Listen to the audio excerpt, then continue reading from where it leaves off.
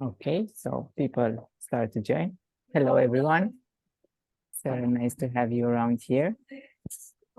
I think it's a really special meeting today because we are kind of pan-European. So we are streaming from Bucharest, Vienna, right, Christof? And Rotterdam. So it's a really nice lineup today. I'll start slowly with a short introduction until everyone joins.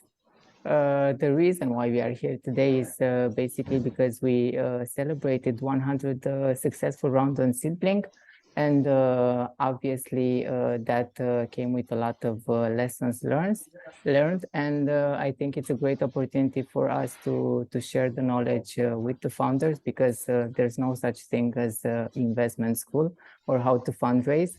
It's more something that's learned with experience, and obviously with some great advisors next to you that can guide you along the way. But I think that if we want to get better at this, we need to share the knowledge that we had. And through our journey, at least, we definitely saw some patterns and some founders doing the right things at the right time.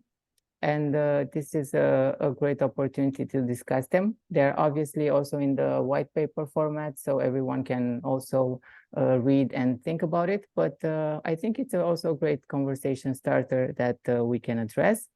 I'm really happy to have today with me Christof, who is the founder of Brainhero. He came to SeedBlink with his really nice autism startup that basically tries to make life easier for the kids that suffer from autism spectrum. And the really nice surprise was that he raised double the amount that he was expecting in the beginning. So I think it's a great example. Next is also Alex, that is running a growth agency or growth marketing agency here in Bucharest, and he has helped along the way a lot of tech startups. Some of them were also are part of our alumni. And also Robbin, who is part of SeedBlink team. He has a long history in startup investing because he was also at Symbit, one of the first crowdfunding platforms in the world. So I think we have a stellar lineup today. I think that I would like to go, I have a few questions for each of you, and then we can also jump into Q&A. So if those in the audience want to address something to someone, please just write them, and we will take them over. Lovely. Christof, I think that you are the first one. I'm really curious to find out the founder perspective. What are, from your perspective, the top overlooked elements in preparing a fundraising? Well, if you look at the typical founder and startup founder, they are involved in the product. So the European founder is usually, they're working on the product, making maybe sales right, trying to get some traction, and fundraising is kind of actually a full-time job if you really want to do it properly. So it's basically you have your own kind of sales pipeline just for fundraising. So it's basically a completely different set of making sales, because you're basically selling shares of your company. And I think that's something you have to keep in mind. So it was for me, for quite some extent, especially if the last round, really a full-time job for a couple of months. And it's you need to prepare very well. So it comes with kind of a one-pager.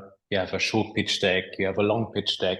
And then also you have to keep in mind there is also the whole due diligence.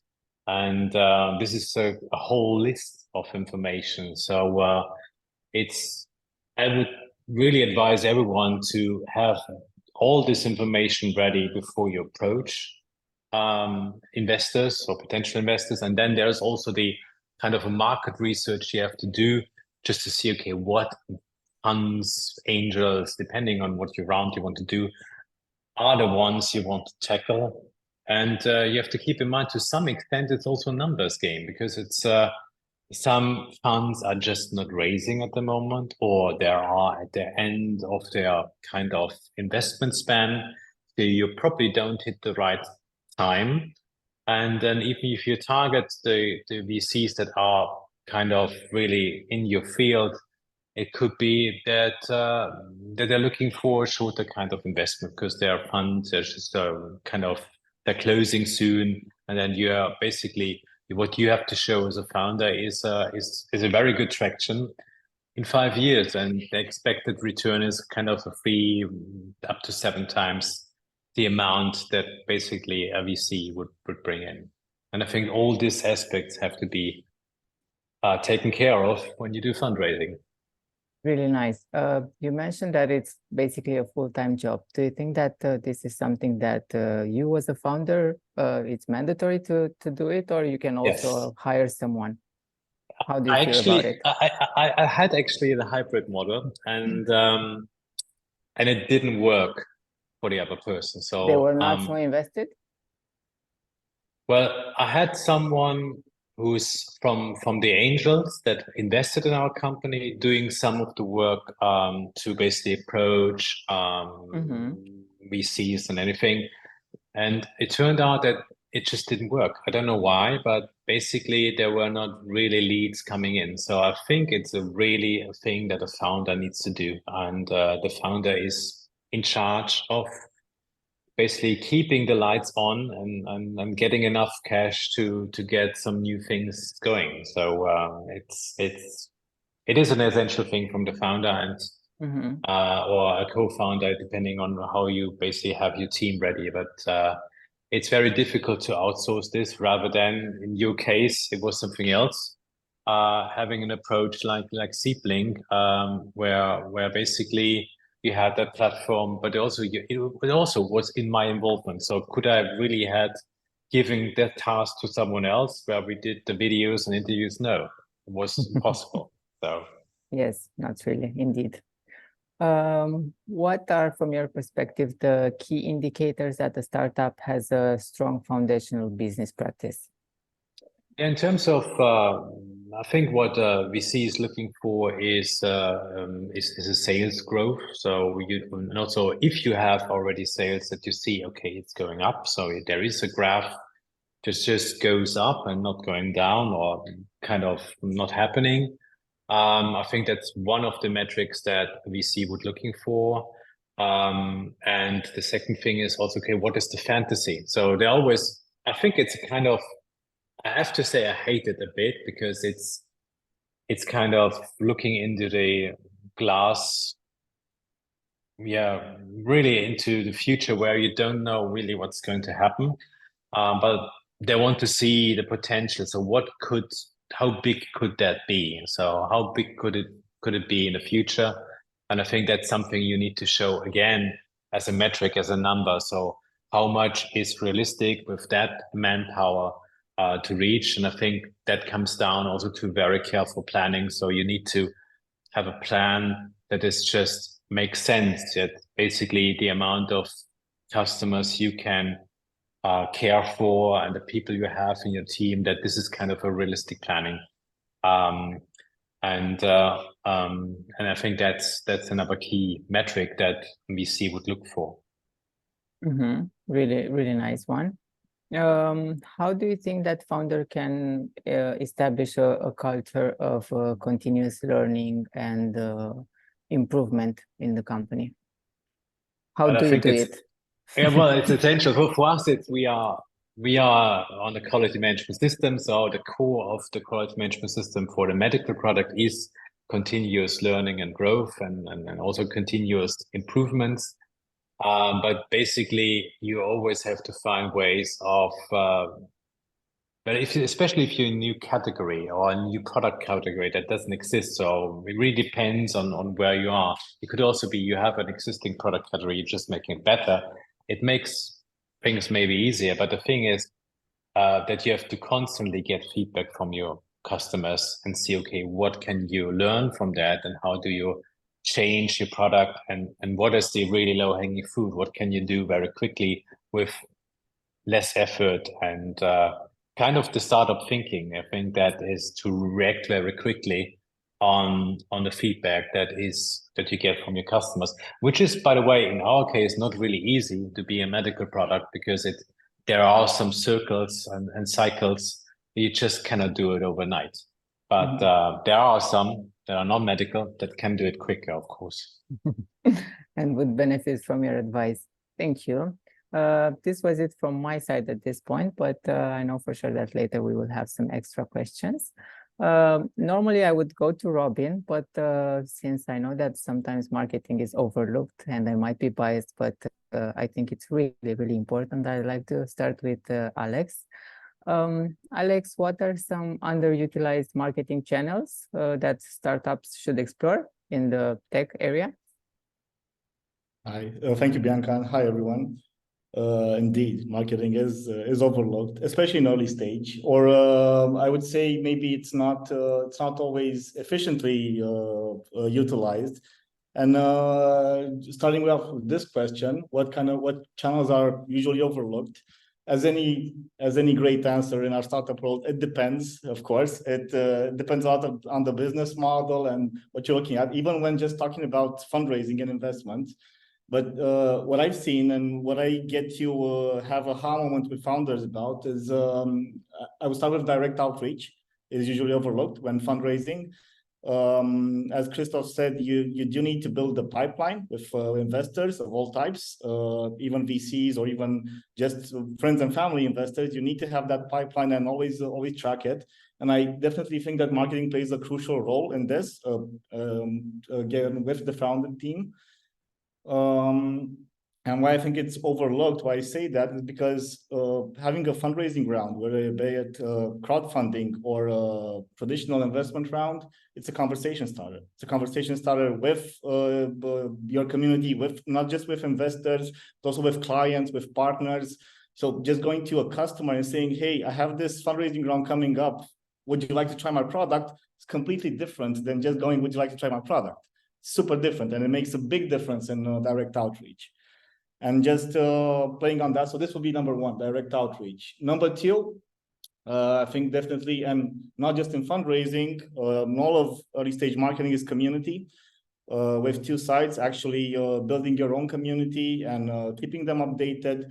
And this goes especially well when we're talking about investors, because if you're going for equity crowdfunding for this type of campaign, but even traditional VCs, it's okay to have them in the same place, to bring your users into potentially becoming your investors, to bring your partners into potentially becoming your investors, and fostering a community spirit is really important, both for getting the investment, but also for campaign bursts when you'll need it. I mean, your community will be the most vocal part of your campaign once you launch. And I think that's really important.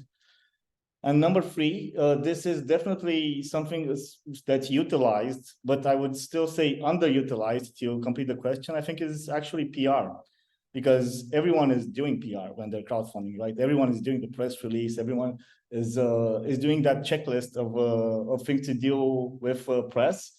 But it's actually why I say it's overlooked is because I found in my personal experience that it's the strongest tool to actually build that fear of missing out with investors. So the things that they see in the media about you and the partnerships and other things talking is what actually can build up that fear of missing out, which counts a lot, both traditional funding rounds and crowdfunding. So yeah, those will be, I think, my top three overlooked. I feel you, because I kind of struggle with this as well. We always recommend one-to-one because I think it's the most impactful in terms of conversion. But unfortunately, I couldn't say that everyone does PR, although I wish they would. So that's it depends, as you said. Thank you. How can marketing contribute to establishing a strong business foundation from your perspective? Okay, so I think that in the long run, everyone knows that marketing is important, right? Everyone knows that once you become a scale-up, marketing is a crucial role in business. And that's why it has to be planned ahead to be part of the business's growth engine. And marketing, even from the early days, has to fit into a scalable model built for growth, actually. So yeah, we see this a lot. Like a lot of product focused startups consider marketing only to be like a function that kicks in later on, like post financing or post product market fit. But I think there are a lot of reasons why marketing should be more important early on, and a lot of ways in which it's very specific to product companies that you don't that also get overlooked. I would say what I've seen the most is like tech stack and marketing tech stack. Marketing should be involved and should be responsible for all these touch points in the customer journey, should sync with product for things such as tracking, CRM integration. And this is something that I've seen is overlooked and is definitely part of any product company's growth engine. Number two, and this is something that I also see a lot more on the human side, like marketing as a vehicle to build customer empathy. Like before going to market, before taking a product to market, the marketing people or department should actually look inwards, more towards current users' perceptions, towards analyzing data, to doing interviews, getting those insights. So this is really important early on, even before you go to market. This would be something that marketing has to take on. And what this leads to, I think, is really important. Also, a big learning out of the report is that marketing in the articulating the value proposition. So yeah, we all know that we have to build our value proposition early on, right? And that it has to be really the maximum value, perceived value by our consumers in relation to our product. But what I've mostly seen is that when you look at who's responsible for aligning everyone, like aligning the business vision from the founders, aligning product capabilities, and aligning customer expectations, marketing kind of has something in common with all these areas, and marketing can act as a liaison between all these functions. So yeah, value prop articulation is also kind of how marketing can help early on. Okay, and let's say that the founders did their marketing side when they were raising, but what happens afterwards? How they should continue? Yeah, so or should they only do this when they want to raise, or should they do it more often? I think they should. There are definitely things that you do in the beginning, but are continuous. Like customer empathy is continuous. Tech stack is always changing, and startups are always fluid. I mean, even in terms of product and brand, they're always fluid. But just looking at what happens post financing and how things change post financing, I think that once a company raises, say, a seed round, that's the most times marketing actually kicks in. I think one common thing is that a lot of those funds go towards product, and we see this especially in our local ecosystem. A lot of the raised funds go to product. Marketing tends to get overlooked or tends to be conservative. And I think that that definitely affects the business a lot. I like to say that every dollar you don't spend in marketing, you generate 10 times the cost with dev salaries, because you're just postponing that time, and you're not actually getting the traction that you need to grow and to go to the next round. And yeah, that's I think something that happens post funding, and spend wisely maybe would be the word, the expression here.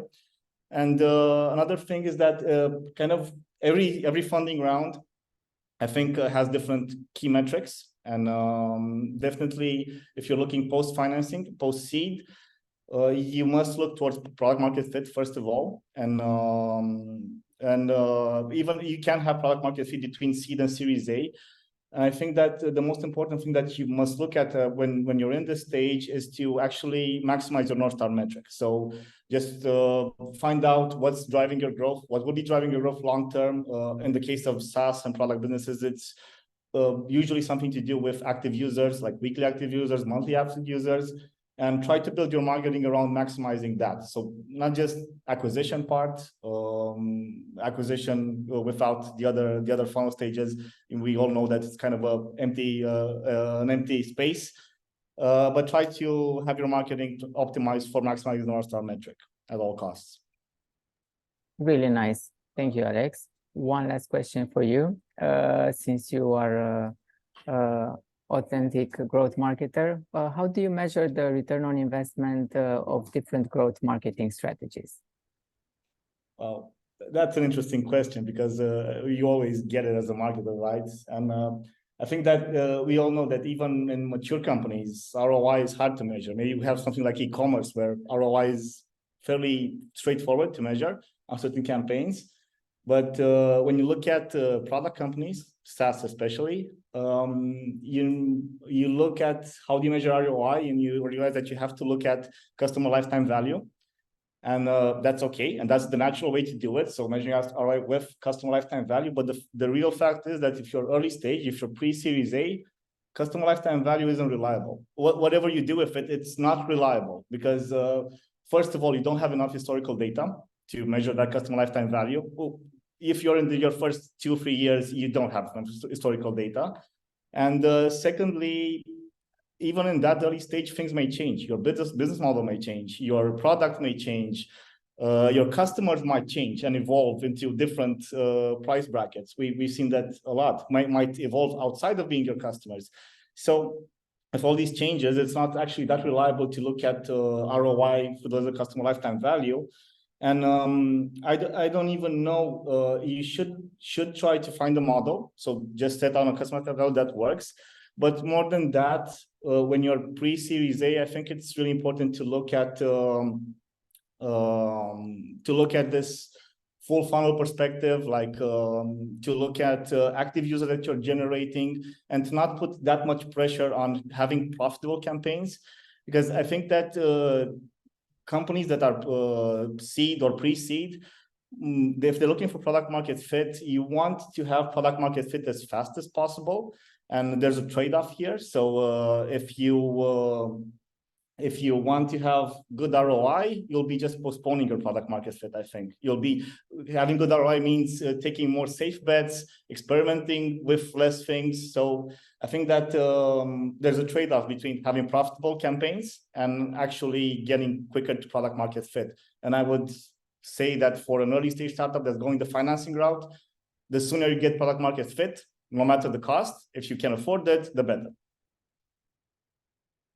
Lovely. If founders have questions for you, I'm sure that they will address it. Thank you. Robbin, you ready? Always. Can you please elaborate on the must-haves that investors look for in a startup? Yes, thank you. One of the must-haves would be a little bit in line, I would say, with what Christof was already addressing in his part of the pitch, is that if you are approaching investors, one of the first things you should know is that you are talking to the right investors, because in the end you are acting upon a sales campaign. It's sales of your company, not your product, not your service, not your SaaS. So you really need to make sure that once you are approaching the investor, that you know where to talk about and that the investor is actually interested into your kind of company. I've seen a lot of companies wasting time with shooting to all kinds of investors without doing a proper due diligence on the outreach. And you should know that an investor on average takes like 1 to 3 minutes to scan to your deck and to see if there's a match. And then I think that I'm either over optimistic here, 1 to 3 minutes. I think there was recent research even showing that it's dropping down a little bit because they've get hundreds of decks before. So make sure that you have a really clear story and that you're approaching the investor who wants to learn more about the company. And make sure that internally you also know where you are with the company, not only in terms of traction or in terms of, let's say, prognosis or where you want to go, where you are going to use the funding for, but also how you actually structure the ownership of your company. Who are the most important people in there? Are people involved who are crucial towards your future success? So is your key personnel, which you can't do without, are they a part of the company? And not only by being active for the company and gaining a salary, but also by being a part of, let's say, the equity and the upside of the company. So is there a plus for people to become a part of the success of the company? So I think that that's really crucial to have that, let's say, clear from the get-go, not only pre-round, but also post-round. How does your cap table look like? How will it be involved after your funding round? That's also why we are at SeedBlink now more focusing upon this cap table management with the new Nimity tool, because it's so crucial to really pay attention to how your cap table evolves over time. And one of the other things I would say is that you really need to know where you want to go with the funding, not only in terms of steps and milestones. Milestones are really important to discuss with your investors, but also in terms of, let's say, exit potential. And most of the founders are not thinking about an exit once they are raising funds into a pre-seed or seed round, because they're building their baby, they're growing it, and they don't want to think about exiting. But you know that the goal for an investor would be to gain, let's say, return within 5 to 7 years with a 7 to 10x exit. So they want to know what your thoughts are. Where are you focusing on? Will it be an acquisition? Will it be a merger? Will it be an IPO? So make sure that you know your road ahead instead of only what you are doing now. Plan upfront. I'm already connecting the dots with what Christof said and his successful campaign and what you said, Robbin. It all makes sense. What are some red flags for investors during a fundraise? I think one of the red flags I encountered lots of times is that the founder is just, well, let's say, really over optimistic about his or her ability to conquer the market without a real clear view on how to do so. So one of the things I do hear often is that when I ask, do you have any competition? That I do get a question like, no, there's no competition out there. It's a blue ocean. So we are in a blue ocean market. Love the term, hate it when you call it, because there's always a substitute. There's always something different which is being used now.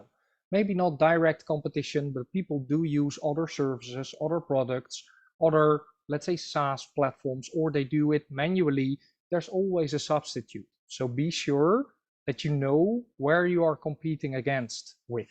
Sometimes it might be that you're triggering, let's say, a SaaS tool, and you might compete with hiring an intern in a company who can do that work manually for 600 euros a month, and you offer a SaaS subscription for 20 euros a month, so you don't need your intern anymore. Just try to see and be creative of what are you actually, let's say, triggering. One of the other things I would be seeing as a red flag is that you really don't understand what the problem is you are solving. Some, let's say, companies are built out of, let's say, personal problems. And personal problems, in my opinion, are the best problems to solve as a founder. But you should also see if this problem is big enough to build a company around. So do you actually think that apart from you experiencing this specific problem, the market is big enough? And can you show how the market is evolving over time? Maybe it's a small niche market now, but there might be a huge breakthrough challenge coming in a couple of years, which will open up a huge market. You want to ride the wave of, let's say, fast growing markets where you are an early adapter in the market. Then that can be really cool, because then you're a first mover and you can ride along that wave. And maybe the last part for me would be that you're not aware of the risks which you need to tackle. So if you know about this, let's say, all the pluses and all of the optimistic things of the problem you solve or the company you have, that's all fine. But I find it even more strong and even better if you're also able to identify what the potential risks are along the road. Might be regulatory, might be pandemics, as we all have seen. It might be all kinds of risks which you can encounter, which are external pressure, actually making it hardly, let's say, impossible for you to get through it, because you don't always influence it. And we don't, as investors, want to see you actually tackling and solving that risk right away, but we want you to be aware of it. So you signal it on an early stage, and then if you signal it, you know that you need to counter on it. And that's one of the things which I think people really should focus upon. Really, really, really nice indeed. From an investor's perspective, how do you think that startups should manage the post-investment communication? Well, I think this is overlooked, especially in the pre-seed stage. And like Alex said, if you're, let's say, reaching out to your pre-seed to friends, family, fools, whatever you call them, some smaller angels, you are, let's say, optimistically approaching them with all of your growth marketing activities and so on during your fundraising campaign. But then I see a lot of companies actually leaving out upon that communication afterwards. And that's really bad, in my opinion, because investors want to be updated. And it does not mean that you need to update them daily, weekly, or whatever with a full management report. We are not doing an IPO where we need to be listed and send public reports, but keep investors informed. Also about the negative things of your company. So if there's something not going as planned, then just shoot to your investors. Be open, be transparent, because you would be surprised how many people actually got help from their investor base once they really acted vulnerable and said to their investors like, hey, this is not going as expected. Does anyone have the ability to help me, to give any tips or tricks? So really make sure that your communication is straightforward, that you are regularly updating. Choose your, let's say, format of updating. Make a small management report every quarter, just update on your main metrics, and also try to be vulnerable. So ask for questions or, let's say, help if you don't know things, because if you have quite an extensive group of investors, you might be surprised of how eager investors could be or would be to help if they think that they would be of any value. Thank you. You gave a really humanly face to investors. Okay. The last question for you, if you could share a fundraising campaign that really impressed you from your vast experience. Well, that would be a lot, because like with Brainhero, the fun thing of raising, and especially via platforms like SeedBlink, is that you do not always, you can't always estimate what the success is going to be. So sometimes you think this company is perfectly suited in order to gain a lot of traction, a lot of investment, and it's not working out, and the other way around. So that's one of the things in general. But one of the companies I really liked is, it's a Dutch company, by the way. It's called GoBooney. And GoBooney, funded with Symbit back then. It's a, let's say, an Airbnb for campers. So for caravans and campers. So you can share, if you own a camper, you can share it with an audience who can rent the camper for 1, 2, 3, 4 weeks. So with us, they structured a convertible back then, which was, I think, suited to go for 200K. And we had a really nice combination of some angel investors, some of their inner crowd. So people who were sharing their campers via the platform or who booked the campers via the platform. So really that community part where Alex also talked about, involving your customers, your stakeholders. And from that, really being able to raise a significant amount. I think in the end, we've raised over 600K for the company. And then the steps after that were also really interesting because the company grew into more of a substantial platform. They were able to outcompete the biggest competitor here in the market. Then they raised a Series A round from a large VC here in the Netherlands. And even recently, they were able to merge with one of their biggest competitors from France. So you can see along the road, they started with this convertible with their, let's say, small shareholders. Then they got into VC, and then they were merging with a bigger company and getting another 7 million in order to structure this merger. So I was really impressed by mainly the whole funding road they took and how they managed to still keep everybody involved in the company and active, because I think that that's, with the communication part also coming back again, really important, because then you know you can ask maybe again to your investors if they want to chip in for follow-on rounds. Really nice. Thank you, Robin. I think that it's the time to switch to the questions from the audience. I would like to start with Christof. What do you think was the secret sauce for your funding round on SeedBlink? You mean this? I didn't get you. The secrets from the secret of success. Sauce. Yes. Okay, the secret sauce. I think for me it was, I think the combination. In my case, it was a personal story, which is I think was kind of strong and is kind of strong. And I think the combination that in the end we are also approaching we're able to approach a much bigger market than just pure on autism. I think the combination is something that worked, I think, very well. And I think that it was that combination that I think was the secret sauce, I guess. And I would add the social impact, I think. Yes. Yeah. Definitely. There's another one for you. What should we focus on when compiling a short pitch version versus long pitch version? How should we split the topics? Yeah, I think for the short one, it needs to read actually, one of my speaker said, okay, we pitch decks are read in 1 or 2 minutes. I think it's a 30 seconds read. I would try, the way I'm doing it is that I'm structuring it in a way that there is kind of a headline. So you have a subject, what are you doing? One sentence, and it's basically the first page of your pitch deck.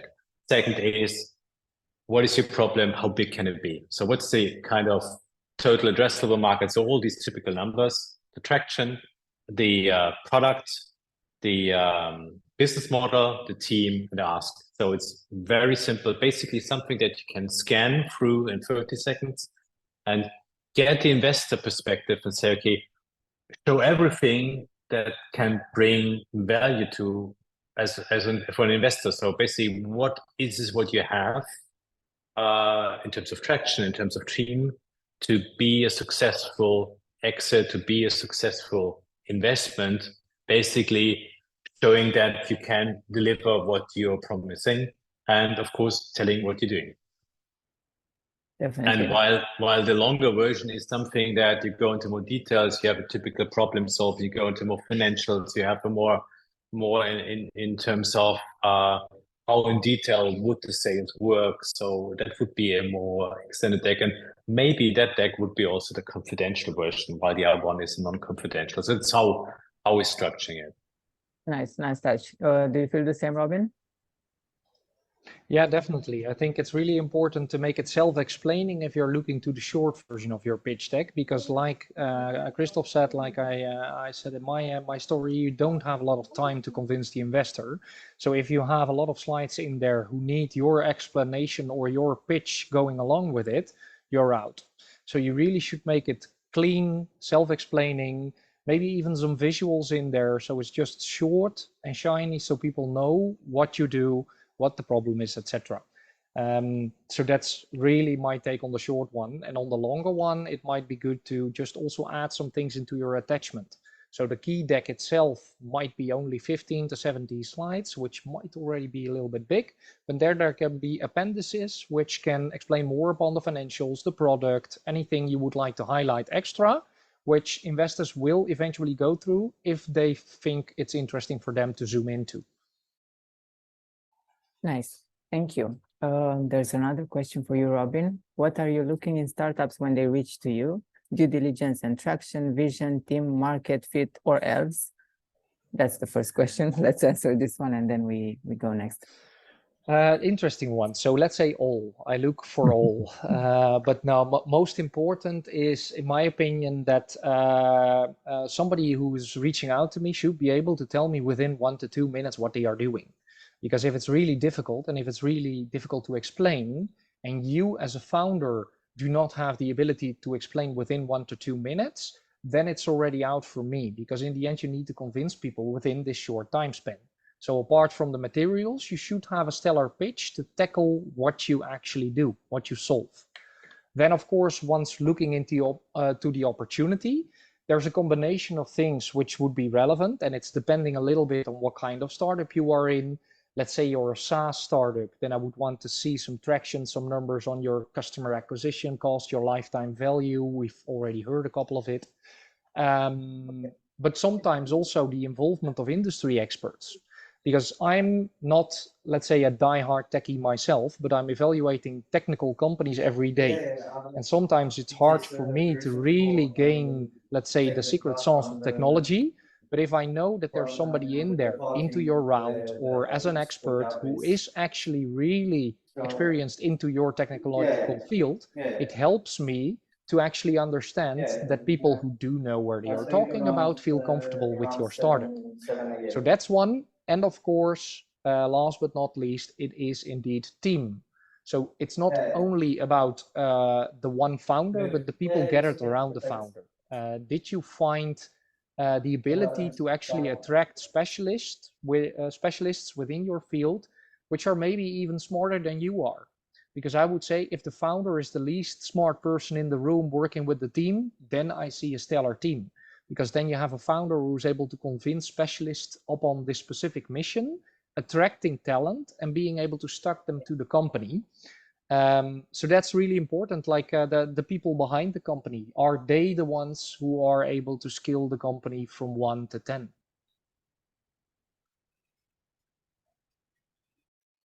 Next question is, how are you managing to filter the 3-5% from 2,000 startups per year if they are similar? What makes the big difference when it comes to comparing and is advantage for startups?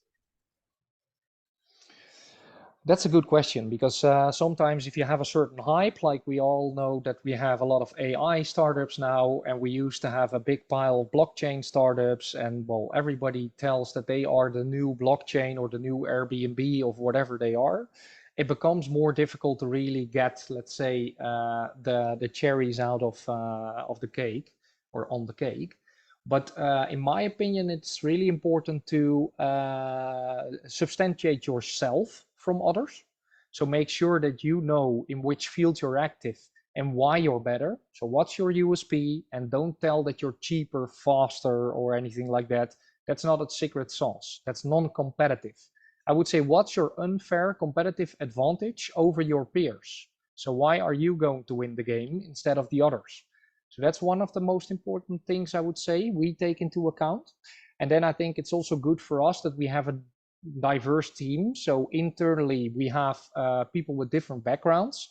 Myself, I'm more from the crowd equity and let's say fundraising background, but we have people who were ex-Deloitte consultants, ex-bankers, people who are just from the startup scene as a founder active before. So we have multiple views, which we can combine into our, let's say, weekly calls, and we trigger each other. Like, hey, did you think of this? And how are they solving that? And it's not a one-person job to screen the startups. It's really a team, which in the end can trigger the right questions to loop back to founders. Yes, indeed. Mainly to Christof, when the company is hard tech and it needs some more time to develop a product ready to generate revenue, at least when compared to most SaaS companies, how do you advise startups to approach this, especially in Europe? Most investors are asking for revenue numbers and traction, which is hard to get by in the first year when you need at least a year of development, for example. Thank you. Thank you for this question. I think it's I don't have 100% answer for this, but I know basically how it is, because we are in the same situation. We are actually still in the same situation. So, because we are also now preparing for fundraising for next round, and we do revenues, but we are not in the millions yet. So we are far off actually. So we're just beginning, and we are really deep tech, MedTech, and it just took a while. And thinking of that, Brainhero just reached in December to be 5 years old. And I think I've heard startups. Startup definition is you're not really 5 years old, and basically with a deep tech, you are just taking so much time to get into all the regulatory. And I think we did a very good job. We made basically the quality management system in 2 years, and we became fully medical after 3 years, which is really, really fast. That is traction, but it's not perceived in, and that's really true, that's really not perceived in the, especially not in Europe, as being traction, because they're just looking for revenues. So my approach at the moment to this is to reach out into other countries where this is more understood. So if you go for investors in the UK or the US, they have a much better understanding that traction could also be achievements in development or achievements in regulations. Of course, at some point you have to show revenues, but it just takes time to invest. But thinking of to make more famous examples, SpaceX or Tesla, how long have they taken to actually develop? It was years and a lot of money. Or now you have all these flight taxis, it's the same. They're raising actually a lot of money without making any revenues. It's tricky. And I think it is, for me, what I'm trying to do is I show a very clear path. We have a master plan to reach basically every 6th person on the planet. So that's our target group in the end.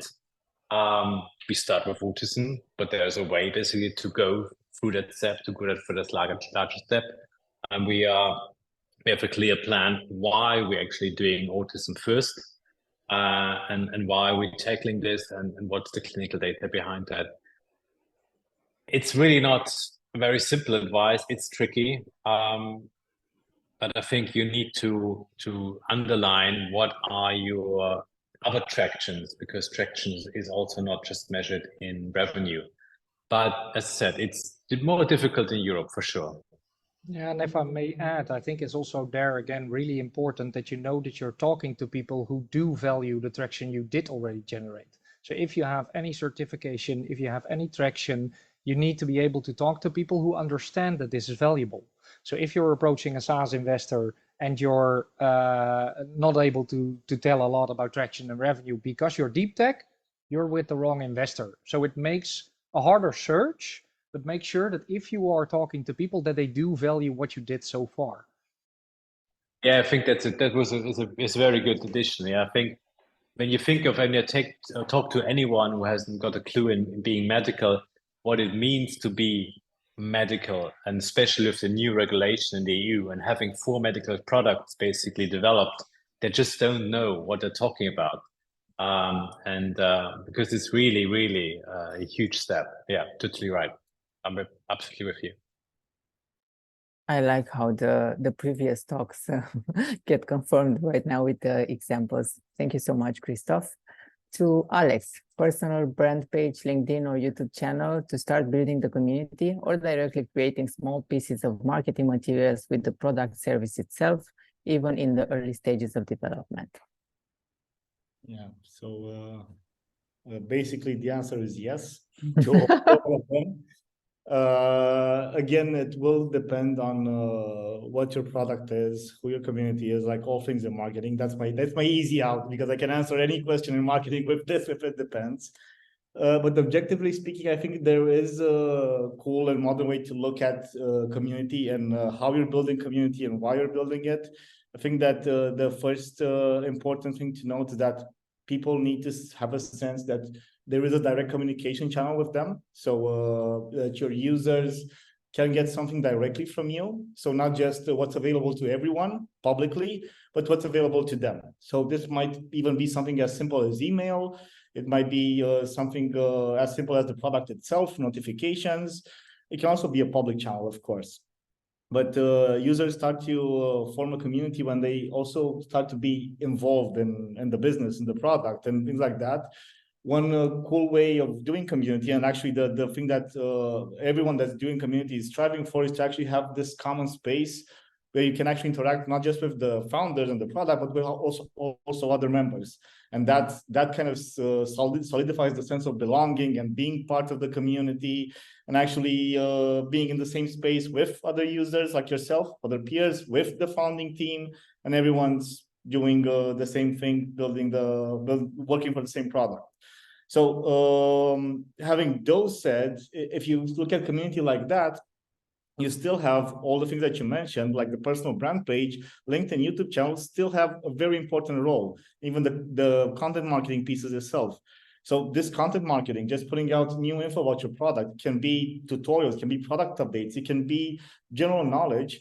This for the community will mean a lot. It will be, first of all, a reward for them being there and being able to not miss out on these things. So that private space that you're building means that they won't be missing out. Whereas just being on social media, yeah, they can get lost within the space.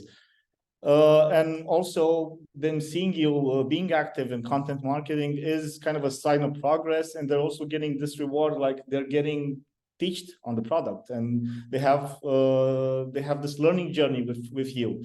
So I think it's really important. Content marketing is really important wherever you decide to put it as channels. It's super important for the people that feel that they're part of your community, and also for new users like those channels that you mentioned, personal brand page, LinkedIn, YouTube channel, they're also acquisition channels. So new users can come in, can see what your product is about, can learn about it, and can actually decide to become part of this community, whether it's just subscribing to a newsletter or your product updates, becoming a user, or even joining a Slack group or something.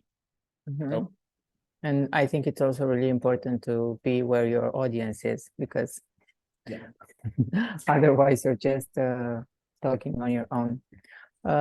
There's a really nice comment, really well said, Robin, you are speaking my language, from Savina.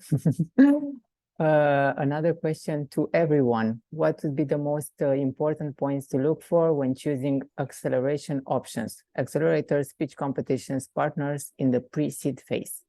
Thank you. Should I start? Oh, so sorry. Yeah, go ahead. Let the founder start. I think it's important to hear from you. I'll make it very quick because we had a couple of. So we the first accelerator we joined actually was just before we got founded. It was really early, and what I was looking for in here was really connections, because it was Alpha Vienna. It was something that connects us to basically the health tech life science industry, and it was very good connector too. So I met the general manager of Pfizer, and also some pharma companies. So it was very well to just see, okay, what are other people thinking of our idea? So that was one thing I was looking for. The other thing, we're kind of a different accelerator. So we won the C accelerator just for Christmas last year. That's actually money. It was a huge pot of money. And the other thing is, in this case, also a good visibility, but also to again to have a very good connections into the EU community. So it brings us into another level. So again, it's actually connections to the right people, or money and money. Both would be ideal, of course. Yeah, I think that it's really about credibility, visibility, the right network. And it's really important with these kinds of programs to be critical, because there are a lot of programs and parties who want to profit from, let's say, the growing startup community, who all want to pick their grain. And they either do this by asking you a high fee to participate into these kinds of programs. So they either ask you, let's say, 25 to 50K to participate, or, and that's, I think, even worse, some of them just ask equity to participate into these programs. I know that there are a lot of valuable programs like Y Combinator, maybe being one of the most popular ones, which can really add value on your cap table.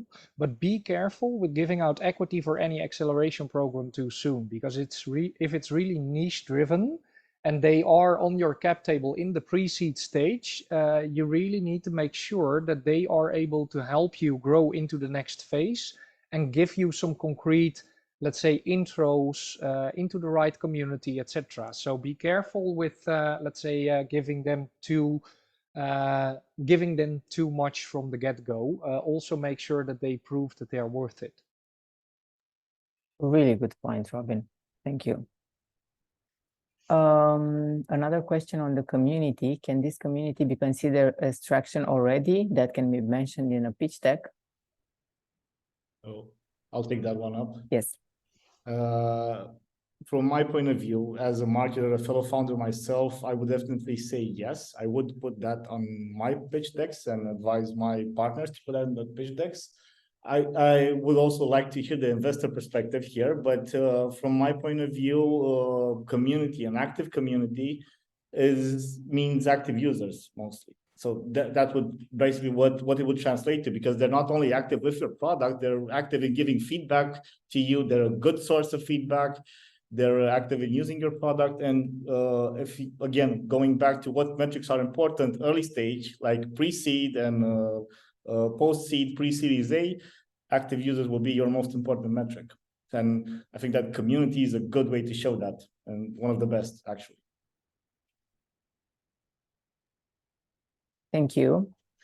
To all, what are the red flags in team and red flags in company, product, idea, service? That's a good question. I think red flags in team can be multiple ones, but one of the things which I personally don't like, if that somebody is in it for the short run to really be successful or to gain a lot of money, so to say, so money driven. Of course, you need to be commercially oriented, but it's not a game of just building a startup and selling it in 3 years. Some might be interested in it, but there needs to be a more longer focus in order to be successful, in my opinion. And for a team per se, I think it's really important to have, let's say, contradictory persons in there. So if you are building a team, you should have people who value or look to an opportunity or your business from different sides, different views, different, let's say, backgrounds, different, maybe even stages of seniority. So you can really challenge each other in order to be successful. And in the end, in my opinion, that's one of the most, let's say, important parts in team, that you are able to help each other thrive.